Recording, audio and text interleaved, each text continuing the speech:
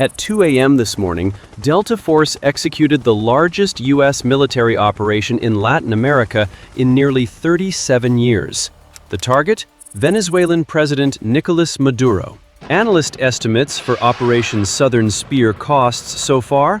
Approximately $600 million. The prize on the table? $17 trillion in oil and mineral resources, the largest proven oil reserves on Earth. This isn't about democracy. This isn't really about drugs.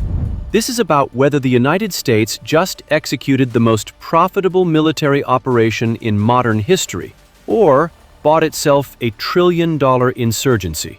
I'm breaking down the balance sheet. This is the business of war. But to understand the real profit margin, we have to look at the silent partner in this equation. Because when Delta Force landed, China didn't just lose an ally.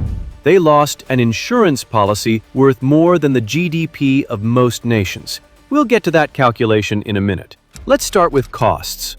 Operation Southern Spear, the U.S. military buildup in the Caribbean, began in August 2025. Analyst estimates, based on unit operating costs, put total expenditure so far at approximately $600 million. That bought the USS Gerald Ford Strike Group operating at $6.5 million per day, over 15,000 deployed personnel, 35 boat strikes, tanker seizures, and 5 months of sustained operations. The January 3rd raid itself likely cost $50 to $200 million as a subset of that total. Delta Force, 160 SOAR helicopters, airstrikes on Venezuelan air defenses, the USS Iwo Jima as the floating special operations base. By military standards, this was efficient. No American deaths, though Trump confirmed some personnel were injured.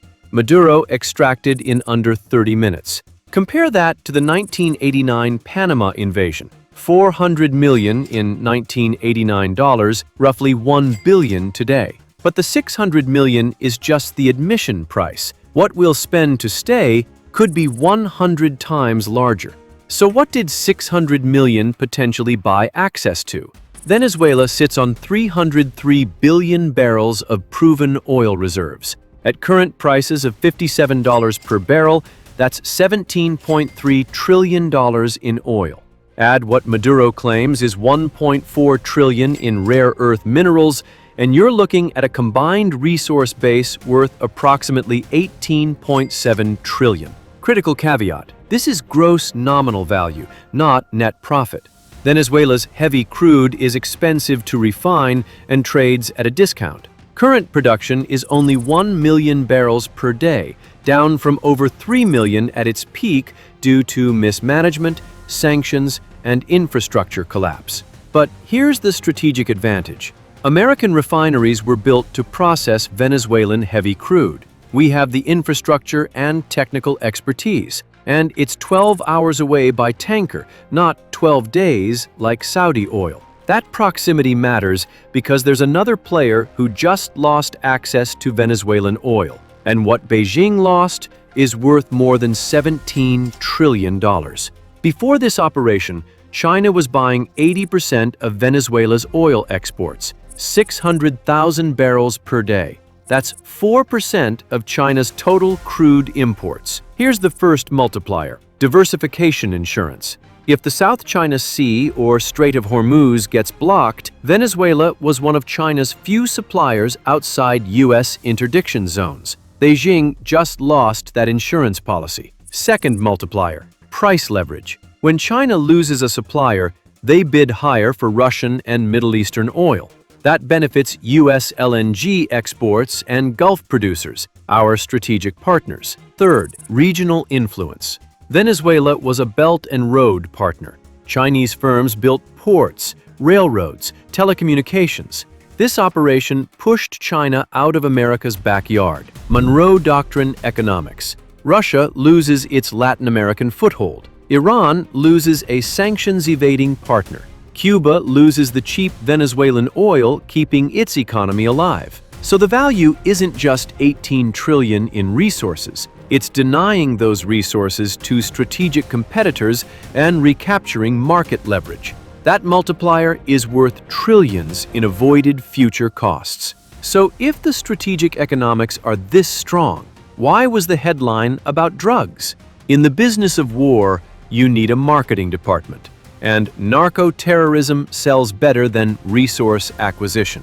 Maduro's been indicted since 2020 for allegedly running the Cartel of the Suns. The U.S. claims Venezuela facilitates 250 tons of cocaine annually. Maduro's wife's 2 nephews were convicted of trafficking in 2016. However, drug policy experts note Venezuela produces 0 fentanyl, the main U.S. overdose driver. Venezuela handles about 5% of Colombian cocaine, mostly to Europe. Researchers describe the Cartel of the Suns as loose corruption, not a centralized cartel. From a cost-benefit perspective, the operational costs remain the same regardless, and the strategic prize, oil, minerals, geopolitical positioning, exists independent of the narco-terrorism charges. 600 million in, 18 trillion out. On a spreadsheet, it looks like the trade of the century. But in the physical world, we didn't just buy an asset. We bought a distressed asset, and the repair bill is about to eat our entire profit margin. Venezuela is 12 times larger than Panama, with over 6 times the population. It has armed militia forces and irregular colectivos embedded in neighborhoods. Expert estimates for stabilization and reconstruction, $100 billion to $1 trillion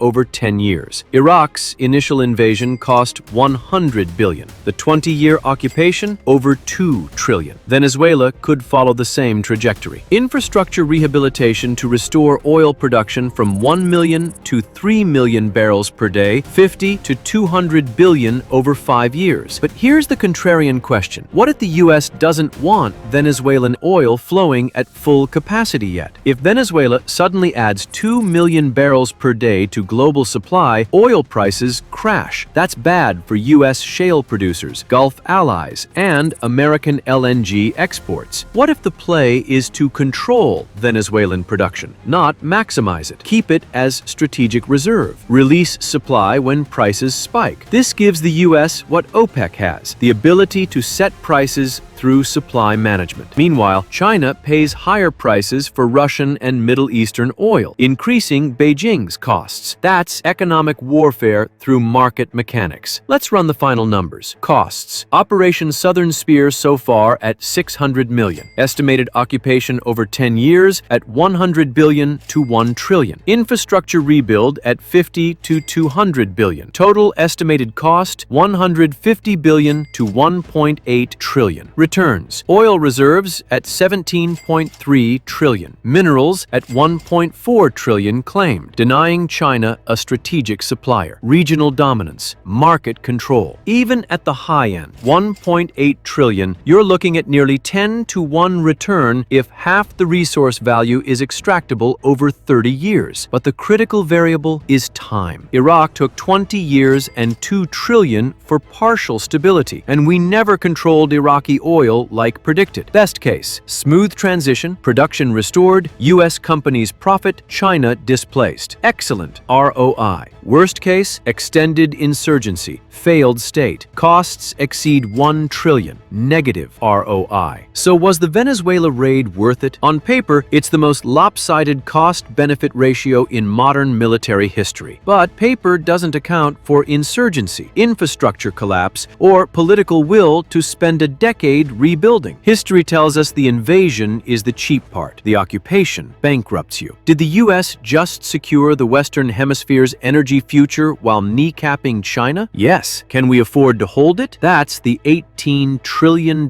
question. This is the business of war. Subscribe for analysis nobody else is giving you.